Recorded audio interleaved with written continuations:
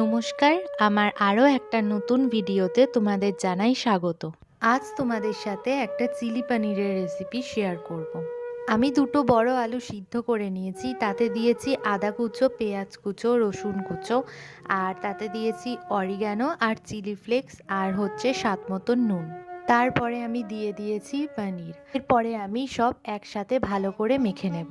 Cornflour দিয়ে আমি ভালো করে আর একবার মেখে নিয়েছিলাম। এরপর আমি বল মতন করে নিয়েছিলাম আর তার উপর কর্নফ্লাওয়ার ছড়িয়ে দিয়েছিলাম ভাজার সময়, যাতে এগুলো না লেগে যায়।